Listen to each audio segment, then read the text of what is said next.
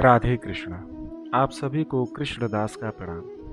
पिछले 2 वर्ष से मन के अंदर चल रहे अंतर्द्वंद और अंतोगत्वा भगवान की प्रेरणा से एक छोटा सा प्रयास है। यह चैनल जिसे आप लोगों के प्यार, साथ और समर्थन की कामना है। कहते हैं भविष्य का निर्माण हमेशा अतीत अर्थात इतिहास के नींव पर बनती है। अर्थात हमारे भूत और वर्तमान के कर्म ही हमारे भविष्य का निर्माण करते हैं। इस चैनल के माध्यम से हम अपनी अतीत अर्थात सनातन संस्कृति, संस्कार, ज्ञान, भक्तों, संतों एवं महापुरुषों की कथा, सर्वोत्तम एवं श्रेष्ठ ज्ञान श्रीमद् भगवद गीता ज्ञान तथा भक्ति रस से परिपूर्ण भागवत महापुराण के महत्वपूर्ण श्लोक और श्री रामचरितमानस के महत्वपूर्ण दोहे जो हमारे जीवन में वैल्यू ऐड करते आ रहे हैं, उस पर प्रकाश डालने की एक छोटी सी कोशिश है। बिना वैल्यूज़ के एजुकेशन से सिर्फ डिग्री या सर्टिफिकेट मिलता है, जिससे लोग स्वार्थी होते हैं। सनातन शिक्षा लोगों को ज्ञान के साथ वैल्यूज़ भी देती थी, जिससे लोग दैवी लक्षणों का अनुसरण एवं अनुकरण करते थे, जैसे दया, करुणा, प्रेम, दान, अहिंसा, क्षमा, धैर्य, पवित्रता, सरलता, सत्य, परोपकार।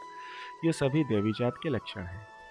यह एक प्रयास और अवसर है अपनी प्राचीन सभ्यता को जानने और समझने की, क्योंकि जिस चीज़ को हम छोड़ देते हैं धीरे धीरे वह अपवाद की श्रेणी में आ जाती है। जैसे वर्तमान समय में सनातन ज्ञान, सभ्यता, प्रथा और सनातन समाज का हाल भी कुछ ऐसा ही है, क्योंकि हम अपने भविष्य का निर्माण अर्थात डेवलपमेंट बिना किसी आधार के अर्थात बिना वैल्यूज़ या सिद्धांत के करना चाहते हैं। भक्तमाल कथा अर्थात भक्तों के जीवन चरित्र इस चैनल का मुख्य विषय है अर्थात आत्मा है, क्योंकि जिस प्रकार सूर्य का परिचय उसका प्रकाश चारों दिशाओं में स्थापित करता है, या सूर्य का प्रकाश चारों दिशाओं में सूर्य के अस्तित्व को स्थापित करता है, ठीक उसी प्रकार भक्ति है जो चारों दिशाओं में घूम घूम कर भगवान की कथा, लीला, महिमा और अस्तित्व को स्थापित करती है। कहते हैं जहाँ जहाँ भगवान की कथा होती है, समस्त भक्त प्रत्यक्ष या अप्रत्यक्ष रूप से श्रोता होते हैं।